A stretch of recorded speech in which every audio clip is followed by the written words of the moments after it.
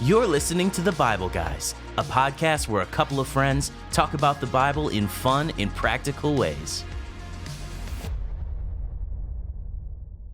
Chris. Yes, Jeff. I had a morning miracle today. Wow, you went regular. You drank coffee? No. I don't drink coffee. Oh, that's right. Yeah. You're so weird. I know. I love the smell of it. By the way, that's weirder than me not liking chocolate. Yeah. I don't think so, but whatever. No. Okay. They both come from a bean. It's just I have a better one.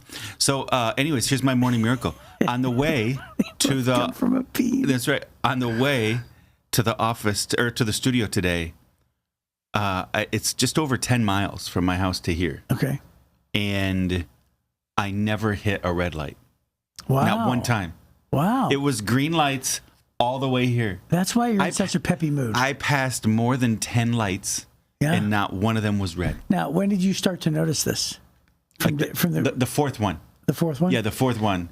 And now, the fact that I didn't have to stop at a red light doesn't mean I didn't have any. No, I'm joking.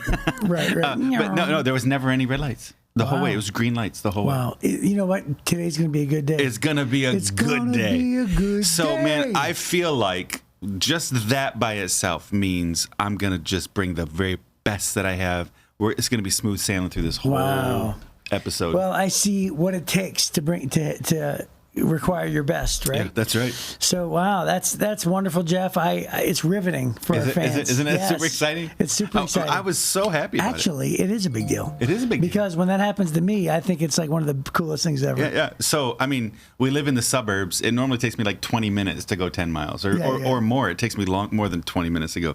So, to just pop through every light, get all the way here, it's amazing. I feel really good about it. That's really wonderful. good about it. Wonderful. It's going to be a good day. Well, hey, I hope your day starts off and goes just as well as Jeff's morning has been. No red lights today. That's right. And that's symbolic. That is. No red lights. Let's chant that to ourselves all day long.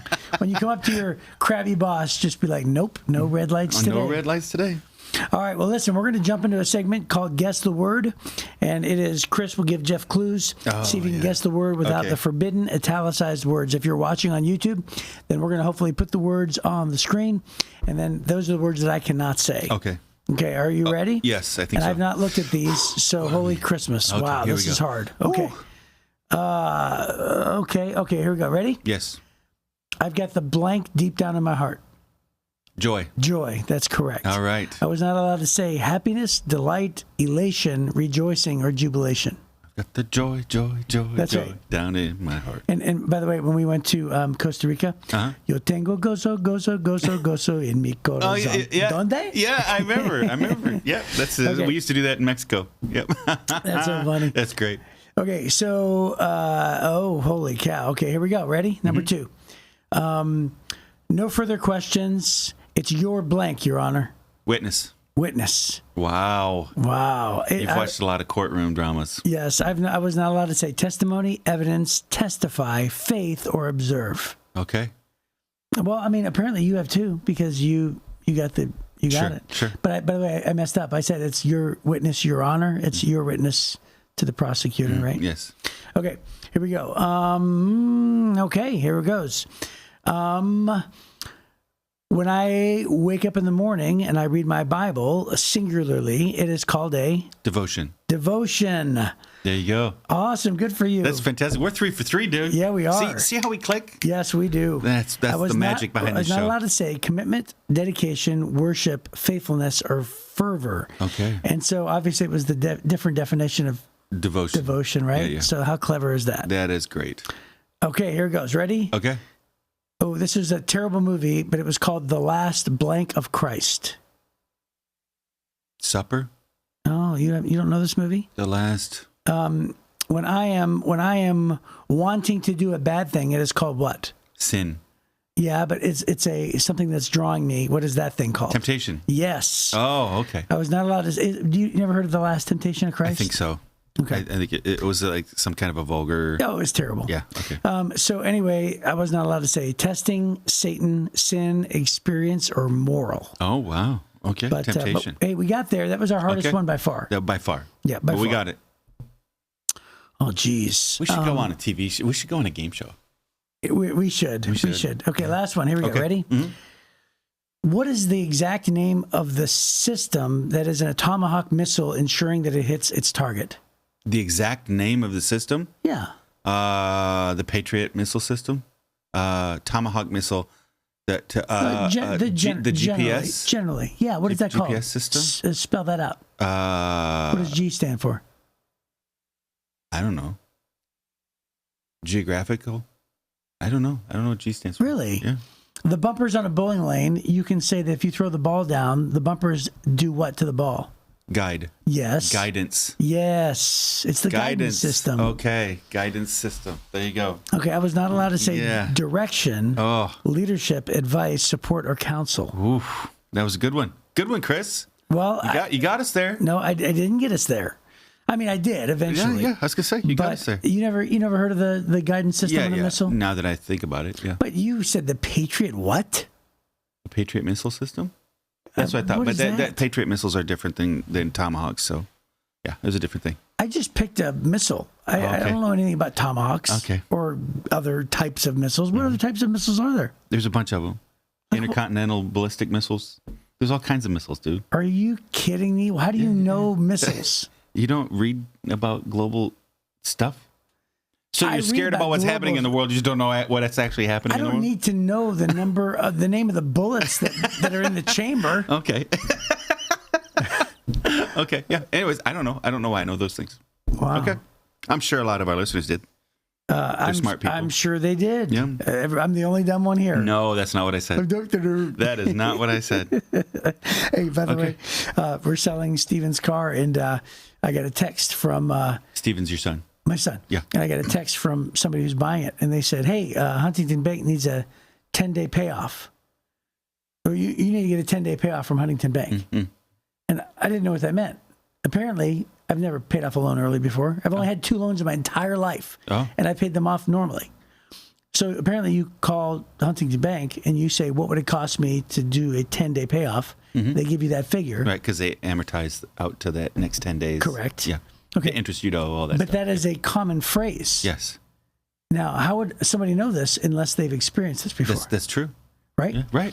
So anyway, so now I'm the dumb one. So you're just guessing numbers. I think 37.50. No, I didn't know what you meant. Oh, okay. I go, are you saying that I have to pay this off in 10 days? And because I could do that, but just let me know. Mm-hmm. And she's like, no, just get a 10-day payoff. I'm like, I don't know what this means. So I literally text her back, and I go, I said, I don't think you understand. I am too dumb to understand what you are saying. No. I said, explain to me like a child. And then she called me, and she goes, you never heard that before? And I go, how would I have ever heard anybody talk about this? Yeah. It's so funny. Okay. So I am the dumb one today. No, you're not. No, you're not. It's okay. No, you're not.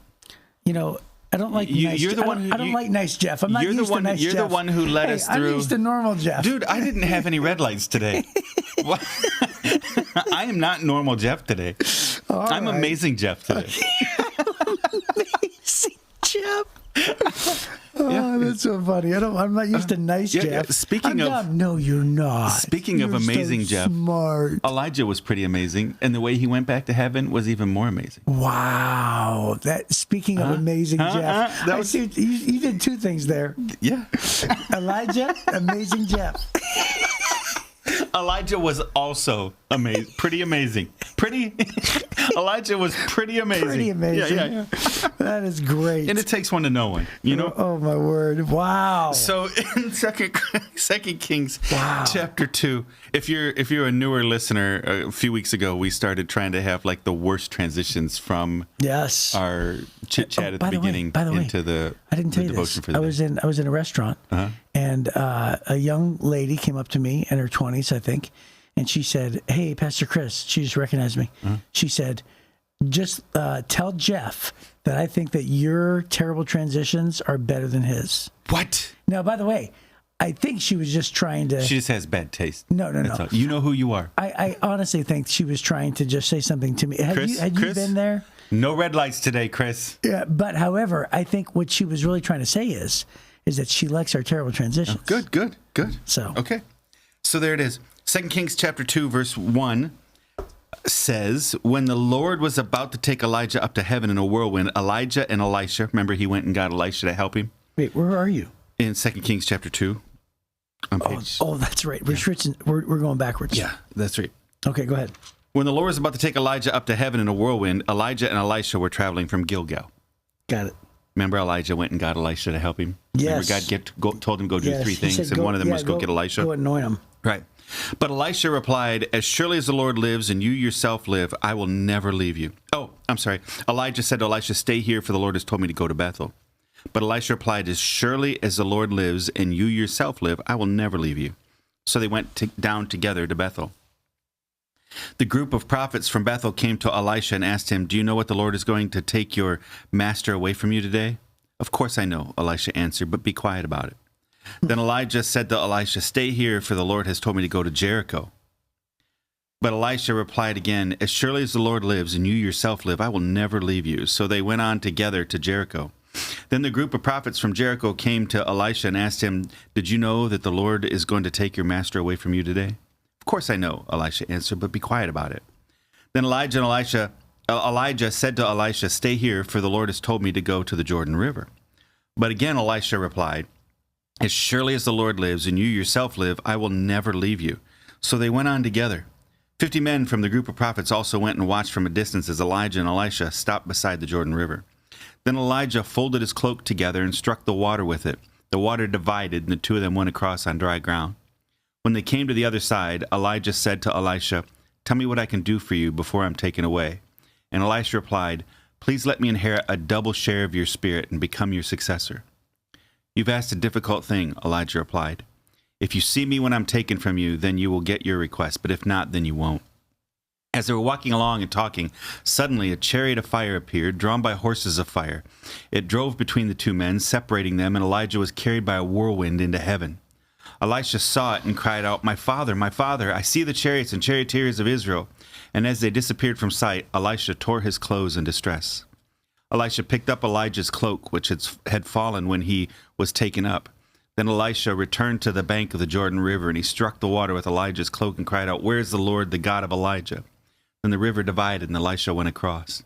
When the group of prophets from Jericho saw from a distance what happened, they exclaimed, Elijah's spirit rests upon Elisha.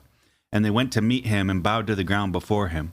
Sir, they said, just say the word, and 50 of our strongest men will search the wilderness for your master. Perhaps the Spirit of the Lord has left him on some mountain or in some valley. No, Elisha said, don't send them. But they kept urging him until they shamed him into agreeing, and he finally said, all right, send them. So 50 men searched for 3 days, but did not find Elijah. Elisha was still at Jericho when they returned. Didn't I tell you not to go? He asked. Wow. Yeah. Wow.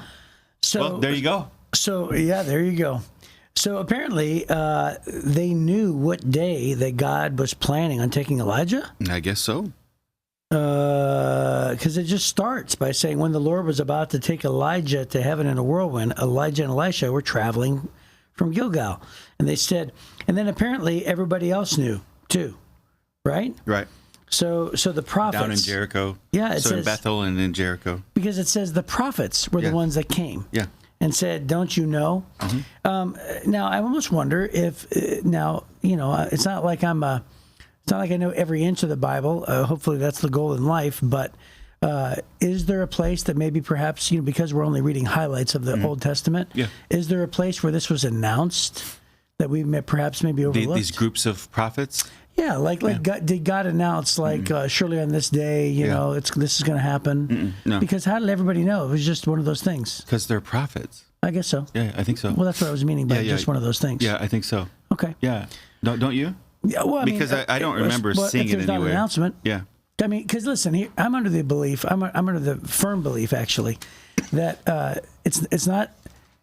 God's not obligated to tell us absolutely every detail. No, he doesn't have to. Right. No. So therefore, and by the way, this brings up a whole nother topic. I think I've told you this before. Like when people preach this passage, for instance, if a preacher got up there and said, let me tell you how the prophets knew. They knew by divine revelation or something like this, right? It'd be better if you said, most likely they knew by divine revelation, right? Because we don't know for sure. It very well could be that God did make an announcement that wasn't recorded. That's what I'm trying to say, right? It could be. We can all get to heaven. Which would be divine revelation. Oh, Oh yeah, of course. But I'm meaning, just through. Yeah, sure. Saying things that the Bible doesn't say is what your thing. Yeah. And so I instead of connecting the dots. Yeah, I remember one time going up to a pastor and he said, "Do you want to know why the woman touched his cloak or touched Jesus' cloak?" And he said, "You know why Jesus turned around?" He was trying to answer the whys. Mm-hmm. And I approached him afterwards and I said, "How could you possibly know the intent when it's not recorded?" And he said, "Well, according to Jewish custom." And I was like, "So that doesn't give you the right, or actually gives nobody the right to say, I know exactly what Jesus was thinking at the time." Right. I said, "You can't say that." I said, "So, as a preacher, just say most likely, or hey, some scholars would believe, or maybe it's possible, right?" So I would just say, So they very clearly knew here. They clearly knew. And so the only way they could have known would have been how?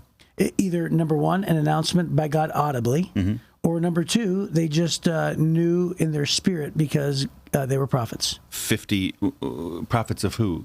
Of God. Prophets of God. Yeah, so it would have been divine revelation either way. Either way. They couldn't have known any other way. 50 in Bethel, 50 in Jericho. Yeah, but my question was it announced? Did God, Yeah, there's nowhere in the Bible where there's an announcement, but clearly he was informing these 50 in Bethel and 50 in Jericho. He was affirming it. Anyways, the bigger issue is Elisha refused to leave Elijah. Elijah was like, I don't, very sweet, because Elijah doesn't know what's going to happen. Right. He just knows today's the day. Right. And could it be Elijah's acting like, I don't want you to see me die. Right. But he's covering some ground. Dude, to go from Bethel down to Jericho is a long ways. Yeah. And then that area is pretty hot, right? So he's covering some ground. If you were dying today, I don't know that you'd walk from one city to another city, then cross the river, right? And then in that area, by the way, this is really interesting. There's something special about this, and I don't know what it is. The highest point that you can see from that spot, as far as I know, I've been there, is Mount Nebo, where Moses ascended back to heaven. This is the same area where Joshua brought the people across on dry ground at the Jordan River. And this is the same place Elijah goes back to heaven. Same. Honestly, it's within view, right, of the same spot. And then this is the same place that John the Baptist was baptizing and where Jesus got baptized. All at the same spot. Within just a few miles. Now, how do we know that? Just based on where they were? Based on biblical descriptions, and based on the fact that when you're standing on Mount Nebo, right there is Jericho, and that's where John the Baptist was baptizing. That's where Joshua led the people across. That's where Jesus got baptized. And there's several shrines. There's a couple churches. There's all these things commemorating the plain. You kind of come out of the river valley spot. There's just a little hill. It's not a big hill, but a little hill, kind of like probably the limits of the banks of the river. And then it flattens off into a plain, and then it pops up into the mountains from there. And this little plain is where Elijah ascended back to heaven. Wow. Right? So it all happens in this corridor. For some reason, lots of miracles happen there. Yeah. And then the thing that's just so, we're like, wow, chariots of fire coming. By the way, the people who've ever watched movies, that's chariots of fire. Chariots of fire come and get Elijah. That's amazing. But the one that I think I always forget is he rolls up his cloak, snaps the water, and the water parts. Yeah. It is a huge miracle. Just the sheer amount of water that typically would flow from the north to the south. Listen, if you've ever seen a picture of the Jordan River overflowing its banks, especially overflowing its banks, right? But even just, you've been in the Jordan River. Yeah, that spot. It's massive. You and I could hold hands and reach across it. Oh, were they crossed? Yeah, now. But it's because of all of the irrigation where they've redirected all the water in modern day Israel. Are you? But I thought you said it was the same place where Jesus was baptized. It was, because that place seemed pretty wide to me. Didn't you go in a big pool? Because I went in a big pool. You were further north, not south. Yeah, there's two places. Back when you couldn't, they changed for the tourists. Did they? Yeah. Oh, yeah. Okay. When they couldn't get. I went in 2009 because of all the geopolitical issues. Okay. they just go, oh, and over here is where we think Jesus got baptized. And it's just a Jordan River. But we know historically where he got baptized. Okay. Yeah. I see what you're saying. Yeah. Okay. So anyways, that idea or that place is extraordinarily special for some reason. God just does so many miracles right there in that area. And the thing I love about it is that Elisha understood what God was doing in Elijah's life. And Elisha was like, Elijah said, what can I do for you before I die? Well, man, Elijah made a lady, her flour and oil never run out. Right. Elijah could have meant, hey, I don't ever want my bank account to run dry. Right. Elisha could have said, I want to live to be 200. Right. Right. He could have, I want to marry a model. Right. Well, whatever. I don't know all the things. I want a fast chariot. Well, he could have definitely ensured his life, just like what you're saying. It's like it doesn't have to be horrible motivations, right? No, right? But it could have been something like, hey, make sure I never go without food. Right. It could have been something like that. I don't ever want to get sick again. Right. I don't ever. Yeah. Just for the because I want to serve the Lord. You know, it didn't have to be like, hey, I want $1 million or something like that. But the thing he asked for is a double portion of his spirit, which is phenomenal. He's like, I want to do more than you've done. Yeah. And I don't think that spiritual ambition is wrong. In Timothy, it says, if a man desires the office of a bishop, he desires a good thing. So having spiritual ambition, saying, man, I want to be used by God. I want to do great things for God. God, if you would let me I'm willing to do whatever it takes to get to the point where you would use me to do amazing things for you. I don't think that's wrong. And you see it in Elijah. You see it with Paul talking about bishops, and this is what Elisha has, is Elisha says, Elijah, the difference you've made, the impact you've made, I want that kind of relationship plus with God. I want that kind of impact plus with God. I think it's really a neat thing, but at the same time, it required a lot of him. So did you also know that Elijah did 8 major miracles, and Elisha actually, if you total up all his miracles, by the time he died, it was only 15. It wasn't quite exactly double. But then they buried Elisha's bones. That's right. And then somebody dug up Elisha's bones, and when they touched them, they were healed. And so that was 16. 16, isn't that crazy? So Elisha eventually got exactly double the number of miracles that Elijah did. So how cool is that? It's pretty incredible. So God allowed it to be exactly double. And so, Elijah says to him, hey, what you've asked is a very difficult thing. And what's really cool about Elijah's response is that Elijah knows that only God can grant what Elisha is asking for. Right. So Elijah decides to do, sort of like he lays out the fleece, doesn't he? And he says, I'll tell you what, Elisha, I'm going to lay it out. If God allows you to see me, that means God has granted your request. Right. And if you cannot see me when I'm taken up into heaven, that means that God has not granted your request. So Elijah is still doing his part. Right. And yet at the same time, Elijah is acknowledging that only God can grant these requests. So there's a great note. We love the Life Application Study Bible. I don't know why you haven't gotten yourself a Life Application Study Bible if you're listening and don't have one. Yes. Grab one and read it. I just had a young adult. He's 20, I think, and he always reads from his phone. Always read the Bible from his phone. Yeah. But, you get all the alerts, you get texts, you get all these things, and they distract you from reading. Yeah. So then he came to his dad, and he was asking his dad some questions. And he was just talking about how hard it is sometimes to pay attention to whatever. He asked his dad a Bible question. His dad goes, I don't know, let me find it. And he goes and grabs a paper Bible. And the young man kind of poked fun at him a little bit by grabbing the paper Bible. And so he opens it up, and he's reading through the passage, and he goes, oh, and then he answers the question. And the young guy was like, how did you know that? He says, because it's right here in the notes in the study Bible. And this kid fell in love with it so bad. Went and grabbed himself one. Now he's reading it. And he said, I don't get distracted with text anymore. Things. And by the way, there's all these extra notes in it. Right. You know the guy, right? He's on our staff, and his son was just super excited about it. That's awesome. And you know who you are, Charlie. So this the notes in this. That's twice that Charlie got mentioned. Yeah, that's right. 2 Kings chapter 2, verse 9. It says, God granted Elisha's request because Elisha Elisha's motives were pure. Right. His main goal was not to be better or more powerful than Elijah, but to accomplish more for God. That's right.